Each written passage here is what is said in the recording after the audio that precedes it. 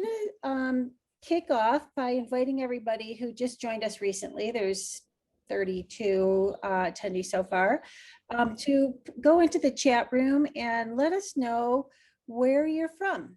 And in addition, tell us what kind of project you're working on, if it's fiction or nonfiction, where you're at in the process, just a couple brief words, sentences to check in with us so we kind of have an idea of who the audience is. We're imagining that it says unmute myself. I don't know what that's all about. We're imagining that a lot of you haven't published yet. And the reason you're here is because you are thinking about having your book edited, and we're so excited about that. Thank you to Bowker for putting a platform together for us to speak to you about editing, because it's a very, very, very important part of the whole publishing process. And better to do it on the front end before you've invested a bunch of money in runs and things like that. So let me share my screen. This is always another interesting, let's see, situation. But we're getting better at Zoom. There we go. And we have a present option. Sweet. So I'm with Danielle Valentine today, who is our lead editor for the editing services. And here's a little bit of background about her. She graduated English language and literature degrees and moved to New York City. Of course, we're all publishing, everybody thinks is base, but we know that in independent publishing, that isn't exactly true anymore. She worked at Tor Books for 2 years before returning to Michigan, where she was working as a freelance editor up until joining us a couple of years ago. And we want to go the other way. My background a little bit. I founded Forward Magazine in 1998 with 2 other women.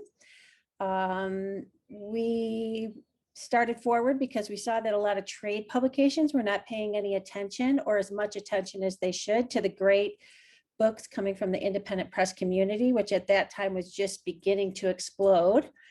I have a couple of degrees and some publishing course background from the big publishing courses, NYU, Yale, and Stanford. I missed the Colorado one. I got to get to that one. I also have a side hustle called Children's Books USA, which helps represent some more mid-sized publishers at the Bologna Book Fair. And I have some background as well in agenting foreign rights for some indie presses. And I wanted to give you a little bit of information about what we're going to cover today. I don't expect that it's going to take an hour, so if you want to not worry about having lunch today, there will be time, I imagine.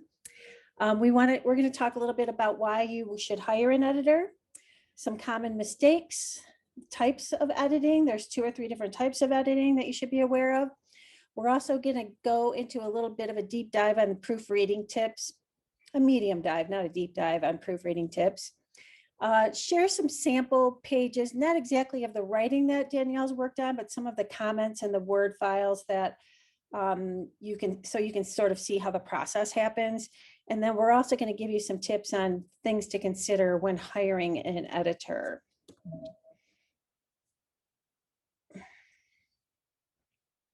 Why hire an editor? I think this is still my slide, right, Danielle? Editors are an important part of a process because they are aware of industry standards and may have access to resources that you do not. They also provide a fresh set of eyes and can give some objectivity to your project. A lot of people are so close and they can't really see a lot of the mistakes that happen along the way. So that's another really good, important reason to hire an editor. Editing software has its limits. I know we can see that a lot of people depend on editing software and it doesn't exactly work all of the time. And then you can have some more confidence when submitting your work to publishing houses that you're trying to get publish your book, or even putting it out, review copies out to the trade and consumer publications after it's been published. So now I'm going to turn the stage over to Danielle, who is in the trenches with our editing service, and she can give you some details on what the editing is all about. Okay, hi everyone. I'm Danielle. I'm the lead editor of Forward Reviews. So we're just going to start off today talking about some really common mistakes, beginning with inconsistent verb tenses. It is very important. I mean, obviously you can play around in like a short story format or something, but when writing any consistent long work, that verb tense is very important. And I see it all the time. We're in the past, we're in the present, we're in the present perfect, we're all that like middle school grammar stuff that you just totally just daydreamed out of. But it is very important and can be very distracting as a reader. And missing additional or repeated words. I think there's quite a few of these that I think happen, and we all do it, where you've written the sentence and then you go back and you change something and forget to change the other half of it. And you end up with a sentence that just doesn't make sense. You've got something in there you don't need, something you just forgot to delete. And an editor is great for catching those sorts of things. Incorrect subject-verb agreements. This one is also very, very common. You know, we do it pretty frequently, like in our speech and things like that. It's one thing when you're just talking casually, but it is important to have. I think this is another one that happens a lot when we change something. You change what the subject is, and then you forget that you need to go through that whole sentence and look at all of those agreements. If you've made it singular, if you've made it plural, all of your verbs are going to need to change as well. Costume changes. This is sort of my catch-all term for those little things that are there and then they're not, or then they're different. Someone comes in carrying a cup of coffee and then they're juggling and you're like, wait a second, where did that cup of coffee go?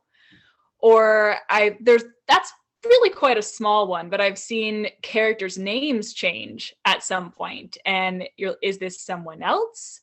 Is this a mistake? Or hair color. Sometimes it's very literally someone's wearing different clothes. And if you don't explain those things to some degree, it will really confuse your audience. There's also incorrect or inconsistent capitalization. There are rules around what should or should not be capitalized, and some of them are very difficult to keep track of, and that's something that an editor would be able to help you with. But when this happens a lot when people are like making up their own organizations or countries or things like that, and they just don't know, like, should I or shouldn't I? And it ends up just not being consistent. And then dialogue and paragraph formatting. This one is tricky for everyone under the best of circumstances. Just remembering, you know, if you've changed speakers, you need a new paragraph. Where those punctuation marks go, is it inside the quotation marks, outside? Is this a single quote, double quote? A lot of that is very difficult for a lot of people to parse. Hey, Danielle, I know that we use the Chicago Manual of Style at the magazine. Do you does everybody work with the Chicago Manual of Style, or do you figure that out at the beginning of the project, or what happens there? Do you recommend that? Everything, your traditional publishing, so anything you're publishing through a publishing house that's going to be fiction or literary nonfiction, is going to go through the Chicago Manual of Style and Webster's Dictionary. That is all that they are going to use. Obviously, there isn't really a style guide for something like poetry. And then when you get into different academia, they use specialized style guides for whatever that particular academic field is. But anything, all of your fiction or literary nonfiction, by which I mean like a memoir or something like that, is going to go through the Chicago Manual of Style, and the only dictionary they're going to be cross-checking that with is Webster's. So that's one of those resources that's something that an editor or any service like this is going to have that you might not, because you do have to pay for a lot of these things. And if you're just working on your book, it might not be worth it for you to shell out that monthly fee for the Chicago Manual of Style online, but someone who's doing this as a job probably already has that, and they can help you with that. Sweet, great. Okay, so this is just going to be a quick overview of the various types of editing. We're going to do developmental edit, copy edit, and proofreading. And then we're going to talk briefly about line editing kind of as a subheading to copy editing. So developmental editing, this is a big picture sort of edit. Oops. You're going to be looking at things that are, they're more about the content. We're not necessarily at this point looking at whether it is grammatically correct or not. We're looking at things like your narrative structure, your pacing, overall reader satisfaction, plot continuity, character consistency, and global style issues. And a global change or a global problem is just, it just refers to something that is throughout the entire manuscript. It's something that an author has done consistently, but that needs to be changed. So at this stage, communication and collaboration is going to be something you want to work on in that relationship. And this is generally a longer relationship. And this is why it's best to do this early on in your manuscript. That's both so it can help you and so that your editor, a developmental editor, has something to do. This is a stage where you should be open to these bigger changes. And it's also a stage where you can come to this editor and be like, I don't know if the ending works, or what do you think of this scene? Do I need this chapter? Do you like this character? This is the time to be asking those questions and the time to be open to the responses. So to get the most out of that relationship for both of you, you want to do this early and you want to be open. You want to still have a manuscript that is malleable. So moving on to copy editing, this is, I usually refer to it as the nuts and bolts. We're looking at grammar, spelling, punctuation, consistent style and formatting. That's going to feed into a lot of like your verb tenses, or if someone's, double spacing or things like that. We just want to make sure that's consistent, or something like the Oxford comma, which isn't right, it isn't wrong, but you do need to be consistent. That's going to fall under a copy edit. This can include line editing, which is something that is not really a separate process anymore, but it is something that people seem very familiar with hearing. And a line edit is, well, it's kind of breaking things down line by line. So you're going to really be focusing on word choice, syntax, and the overall sentence flow. This would be folded into copy editing, but it's probably too specialized for it to be something that's going to be particularly helpful for you as a separate service for your manuscript. A lot of times nowadays, this is just folded into copy editing.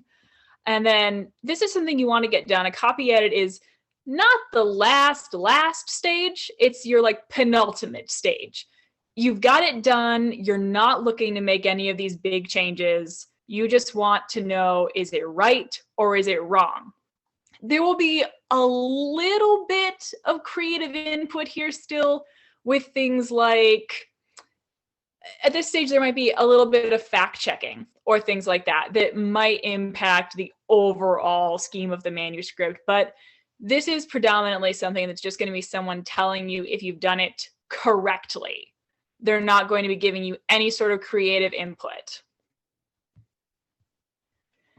Now, proofreading is the absolute last thing that you do because it's not exactly skimming, but no one's taking a deep dive at the proofreading stage. This is a mechanical only edit. We're looking at just grammar, spelling, punctuation, and formatting. They're not going to be looking at any of your inconsistencies, character names changing, none of those things. They're not even going to be fact checking. You could change the room in which a scene is occurring halfway through, and your proofreader's not my problem. If it's grammatically correct, they're going to let it slide. This is really very rarely a separate service outside of going through a traditional publishing outlet, in which case a lot of these people are freelancers, and this last stage is farmed out to a proofreader who's going to take like a week with 700 pages and send it back. There should be at this stage very, very few edits that need to be made. This is basically just whatever the copy editor missed or whatever didn't get properly incorporated, like an italic that got carried away or stopped halfway through. Things like that are what a proofreader is going to catch. It's still important, but these days it's really more often folded in or something that you as an author would do at the very end before submitting yourself. Oops. Okay, so keeping in mind that this might be something that you would be doing on your own, we put together a few tips and tricks. Take your time. This is really the most important thing, and it kind of feeds into all the other ones. If you think you're going to find everything on the first read, you're wrong. You're just wrong. It's not possible. I know when I'm doing a developmental edit, we sort of fold copy editing. We include that rather in the developmental edit. And I read it once doing developmental edits and once doing copy edits because my brain just can't do both things at the same time. It's two very different forms of reading. And if you're reading for story or if you're reading for anything else, you're going to miss these things. And you really need to go through very, very slowly and very, very purposefully, which is why it will take forever. It feels very silly. You're just sitting there talking to yourself, but it really does help to read it out loud. And then you'll catch weird commas and things like that you just skip right over reading it in your head. It's also important to do it in sections. You can't sit down. I mean, it might take you, 4 hours to read the manuscript, just like you were reading a book, but you're not just reading a book.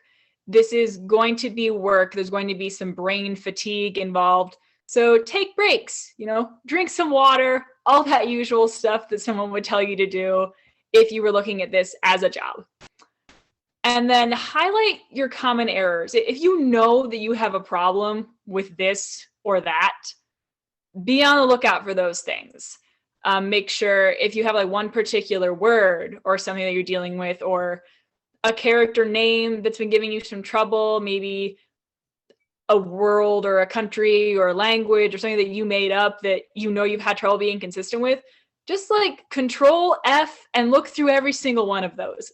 The proofreading process can be very, very tedious, but so long as you take it in stride, it's really going to make a huge difference at the end, especially if you're not doing some of these other things. If you've skipped the copy edit because you think you can do it yourself or whatever, you're going to need to take your time with this. And it could be very, very overwhelming, which is why it's always good to farm out some of those earlier stages to someone else.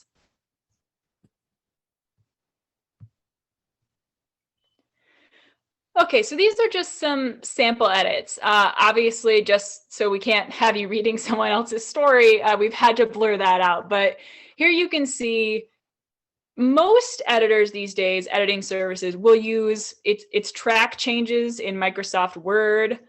In Google, it's suggestion mode. It's just up there in the top right corner. It's suggesting, editing, and viewing. But any changes that you make, or in this case that your editor makes, they don't actually get incorporated into the manuscript until they are approved or rejected by the author.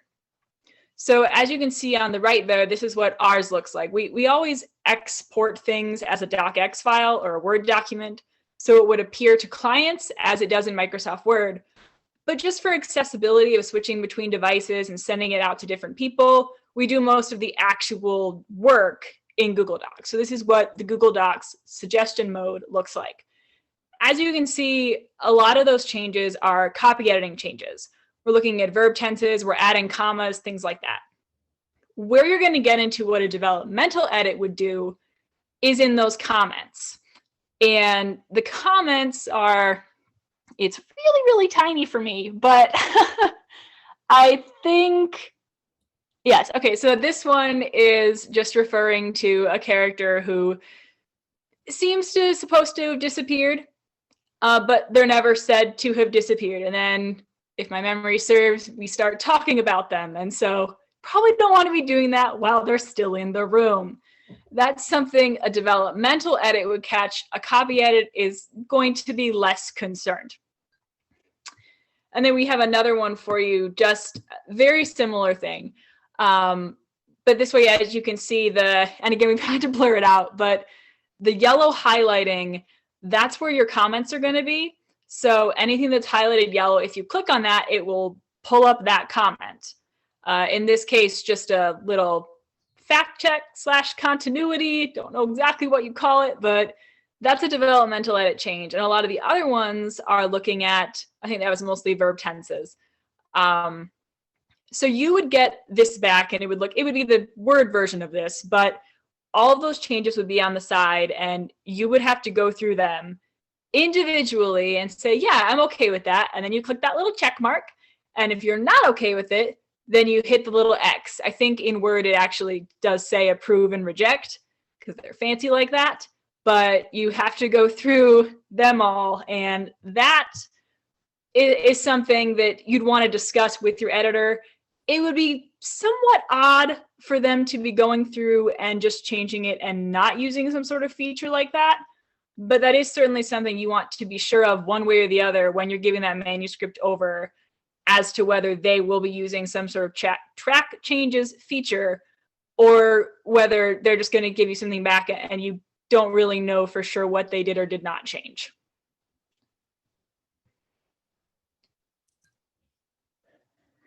Okay, so things to consider when hiring an editor. Do they have experience?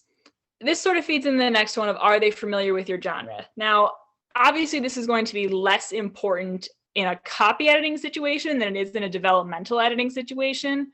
You want to choose a developmental editor with a bit more care. This is someone you want to have some familiarity with your genre, either as an editor or as a reader. You want them to know, especially if you're asking questions, especially if you're wondering, is this a little too mature for a YA novel? You don't want someone who only reads horror. That's not going to be particularly helpful. So you want to be asking those sorts of questions. And then, do they have experience in whatever kind of edit you want? If you're looking for just a copy edit, it's less of an issue as to what genre they do or do not have experience in, because it's about the rules. And that doesn't really change whether you're looking at a romance or a thriller. But in a developmental editor, you want to know, do they have experience with developmental editing? Because a copy edit, someone who can copy edit does not necessarily translate to someone who can do a developmental edit. And this is why, when we think that, I can do it myself, like I know grammar, I know what is a good idea for this book, or I know what makes an ending successful, or you don't necessarily know. The skill sets are not interchangeable. And so it's important to have that conversation with anyone you're considering handing your manuscript over to. This is also important for, will they use a style guide? And that's another thing that sort of puts a filter between what you as an author may or may not know or be capable of.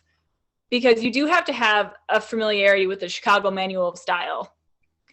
And you need someone really who has access to those resources. They need to have access to the Chicago Manual online. It's just an incredible resource. There's frequently asked questions. There's a forum where everyone just fights about grammar, but it's very, very helpful.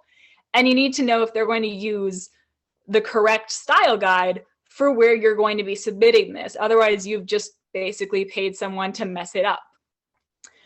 What sort of technology do they use? This is becoming less and less of an issue just because we can export things in so many different file formats.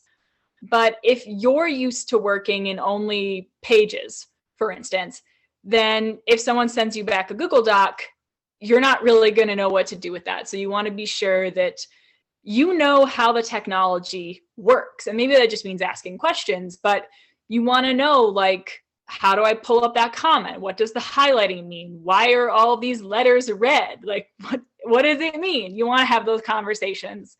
How will they deliver feedback? This is a lot of it's just, will they use track changers or not? But there's something that we offer, and we do it for both copy editing and developmental editing, and it's our summary comments. And this, I think, is possibly even more important than the page by page manuscript edit in a lot of cases, because it's where the editor gets the chance to, I've read the whole thing, here are my overall impressions. And going through just the comments, they're talking about specific sections of your manuscript. And they don't always get an opportunity to give you that, here's my overall impression. So is your editor going to give you something like that? If you're looking for something like that, that's something to ask for, especially in a developmental editing relationship. Don't be afraid to ask for specific feedback. Like, that is what they are there for. They want to help you. They just need to know how. So if you have concerns or questions, just ask them, hey, be on the lookout for this. How will they determine what type of edit is needed? This sort of depends. We have an option to, you could just send a short section and we would tell you, we would give you an opinion on that. But this is probably going to be something that you already have a sense of. There's no need for you to get a developmental edit if you're pretty sure, like, no, I'm good, it's done, I just need a little primp and polish. Then, don't open yourself up to feedback that you're past the point of needing. And if you do have some of those big picture questions, then a copy edit probably isn't going to fully satisfy what you're hoping to get out of that edit. And then what will their cost be? This is, these are always awkward conversations. We have a handy dandy little calculator that allows you to put your word count in and then see what the rate would be. But especially with freelance editors, you want to have the conversation up front. You want to send them your manuscript and you want to be clear, because a lot of times, it will depend.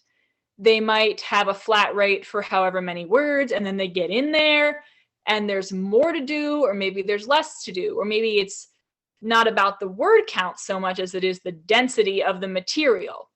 So you want to send it off, have that conversation, give them a chance to look it over, and then have them give you a quote right up front. And then you decide whether you're comfortable with it or not. But it's certainly something that you don't want to just see, oh, they have a flat rate of this, and then just assume that's going to be true for you, because that can change. And we've certainly have that, we have a little disclaimer that for longer manuscripts, it may take longer. And that's another thing as well. How quickly are you going to get this back? Because we do have an expedited option that costs more, but these are just all conversations that you need to have up front. Like, how much is it going to be? How long are you going to take? Probably more polite than that, but you do need to have these conversations. They are very awkward, but it's a business transaction. They want to help you. So yeah, just be open to having those conversations and to building that relationship. Well, I'll jump back in here and give people a little bit of backstory about why we started the editing service. And I'm just going to say, woo, I'm so glad you showed up because I could not have shared the kind of insider notes that you did. So thank you very much for that, Danielle. Awesome. We started the editing service at, Forward started in 1998, and our mission statement has always been to sort of level the playing field for independent presses. And so our advertising rates aren't expensive in the magazine. We have a fee for review service. If you don't get in, if your book doesn't get chosen in the magazine, there's an option for you to still get a review.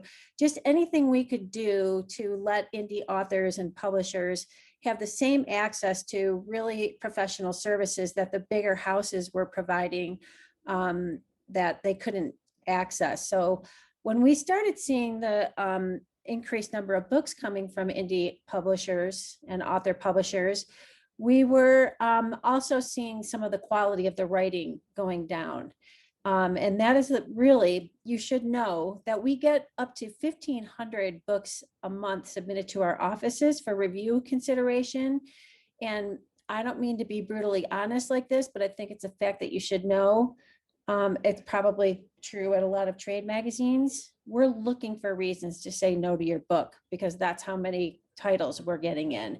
And so some of the easiest mistakes that we see, like the word forward spelled wrong in the forward of your book, or terrible packaging, or a lot of grammar mistakes in the first few pages is a way for us to say this is not something that we want to recommend to our readership of bookstores and libraries. So and there weren't enough editors with skill sets, we didn't feel, to do a really good job. So along with our mission to not charge very much and give access to these professional services to publishers, we also have a relationship with Bowker, who likes to introduce new authors to some of the services we provide. And they asked, because they were getting a demand for editing services from their clients. So they checked in with us to see if we could put something together for them. We also have, as you could hear from Danielle, I mean, we have a lot of trust from the industry, and we offer credibility to the process because of that trust and that relationship we have with the industry. So that's another reason why Forward, we decided to do this editing service, and because we could offer the competitive pricing. This is just, Danielle talked about this a little bit. You can see this on our website, forwardreviews.com. Do not pay attention to these prices because we've worked out a special deal with Bowker clients to get a more discounted rate than this, but it will just give you an indication of what the website looks like and what you can expect to pay. What is not showing here is this cost for 7,000 words. There's a highlighted area on our website that you can put in your word count, and it will calculate for you those costs across the bottom. And again, the developmental editing is a little bit more expensive, and the expediting is a little bit more expensive, but it includes everything. And the copy editing, not so much, as Danielle so nicely explained to us. Hey, Danielle, because I'm doing this share presentation, can you check the chat and see if there's any questions that we can address for clients? Because I can't access that while I'm screen sharing, and I said I could at the beginning. I apologize for that. Yeah, sure. So far, we've just got the popular question, which I'm quoting, that's what it says. Will we get a link to view again later? Yes, you will. Bowker is going to send the link after this is over with. Anything else? Nope, not so far. Okay. Well, we put a little summary together for you guys to think about in closing, and that is, after doing your own self-editing, this first step in the process is to determine the level of editing your manuscript needs. And hopefully today's presentation gave you an idea of the depth and breadth of each one of those three that we explained. There's several different types, and so some of your manuscripts might only need a proofreading, or generally that's not true. You at least need a copy edit. And I can't explain to you how important it is that you make investments with professional services like design, like packaging, like editing before your book goes to press, because you are competing with the big dogs and they've already got all that in place. And so if you don't want to get cut out of the system, you have to spend the money, invest the money, I should say, on these really critical basic elements to having a successful project. And we want you to be proud of what you've done as well. And once you've done taken advantage of some editing services, I think you will. Okay, and we've got a few more questions. Okay. I'll go through the ones I can answer. I do believe, I think the screen grab of the pricing, we did sort of have to type this in. I think we did miss a zero, and that is supposed to be 70,000 words. But again, that is on the website, and you can input that count, and it will do all of that automatically. So that's probably, if you do have a question about how much would my particular book cost, that's the best way to do it. That's a pretty important zero to be missing. Sorry about that. All those copy and paste errors, we're gonna write it. I asked my editors to look over this, and what happens? See how important it is? We don't do math. That's not why we do this. And then a couple more. We have, does our platform allow us to choose genre editors? You can't exactly choose. I don't think you'll quite frequently with a situation like this have an opportunity to like flip through everyone's like personal bios. We're not exactly matchmaking, but you could certainly ask, do you want someone who's experienced in this? Do you have someone who's experienced in this? Or there are a lot of freelancing websites and things like that you can browse that will have people who are very upfront about what they do or do not specialize in, if that's something that's very important to you. But like I said, for a copy edit, less important. And you probably want to go with someone with a reputation, a name that's going to be recognized, rather than someone off of Fiverr. Not that we don't love Fiverr, but it's just less important for a copy edit. Should I have my manuscript copyrighted before the editing? That's not necessary. It makes no difference as far as the manuscript is concerned. Sometimes people have it, sometimes they don't. You can just copy and paste the like usual verbiage and put X's for your ISBN if you want.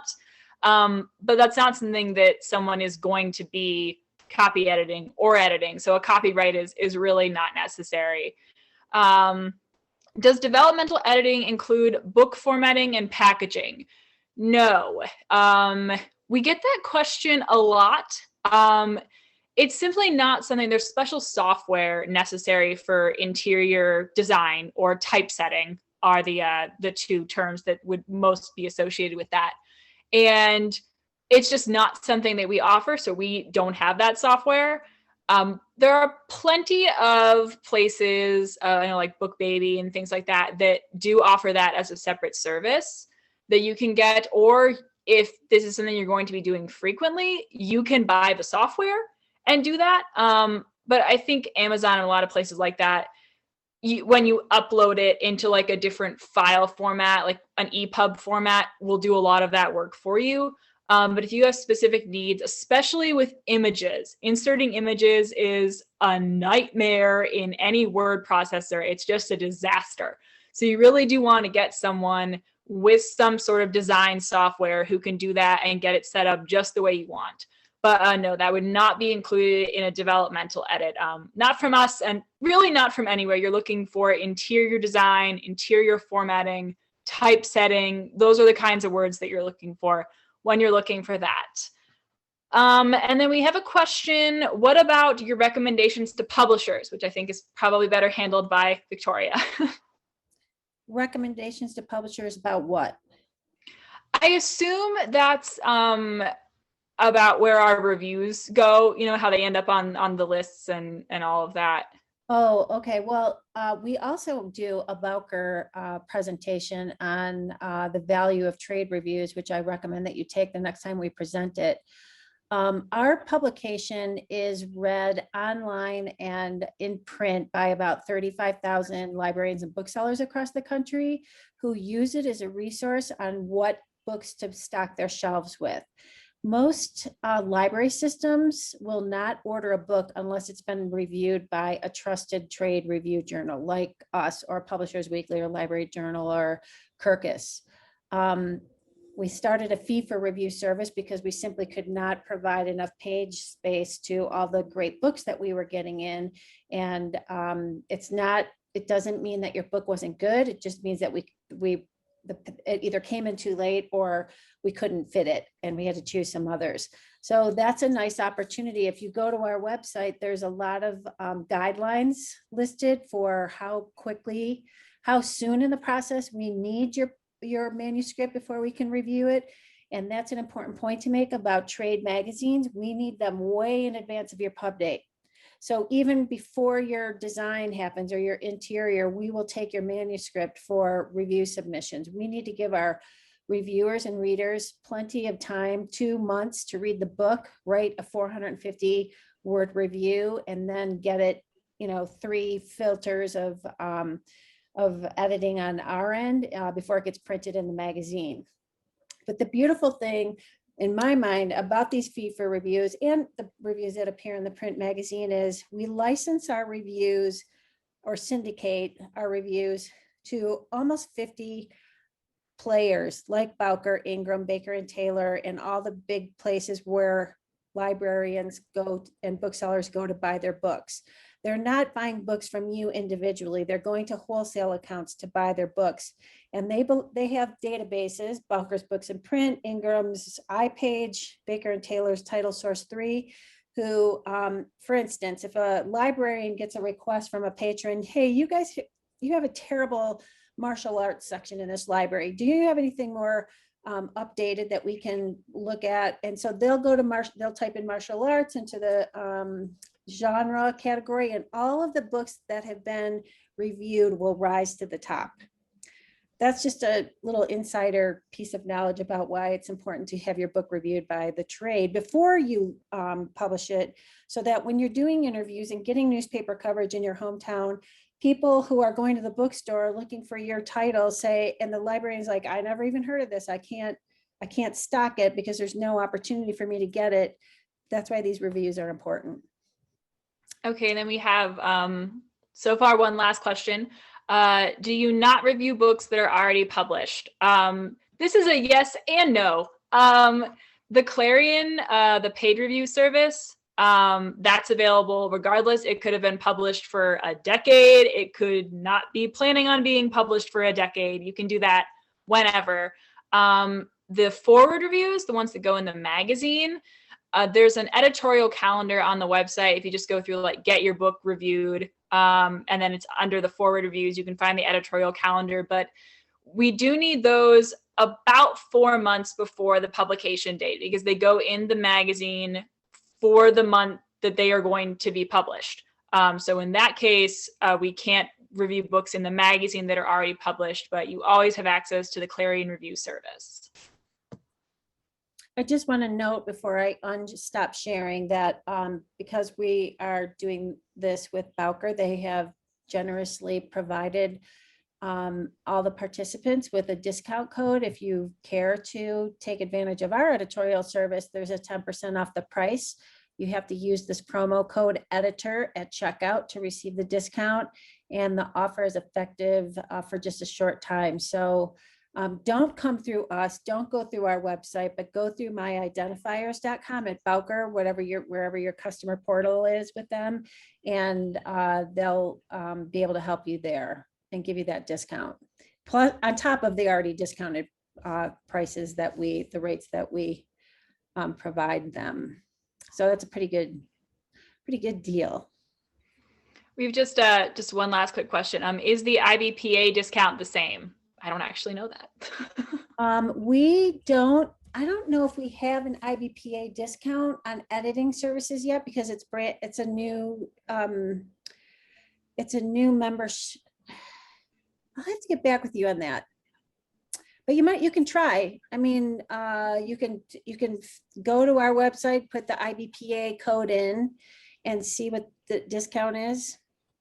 I just hate for you to go to another place after Bowker helped us put this presentation on, but I don't believe that they're going to be as low as Bowker. We're giving them a wholesaler discount, which is significantly steeper than what we do with trade associations. So I don't have the exact number. I apologize for that. And also for my bedroom view here, I didn't have the technology yellow screen that Danielle had. I have a yellow wall, so I'm pretty low tech. That's what you did. Okay. Well, great. If there's not any other questions, either contact Danielle or I with the email addresses that I shared earlier. Bowker is another great resource for you. This video has been recorded. Yay, that's another thing that takes me a while to learn. And I will share the recording with my contacts, my friends at Bowker, and you should be able to access it afterwards. So on that note, have a great holiday weekend. Thanks for coming in to join us, and great best of luck with your projects. Thanks. Thank you.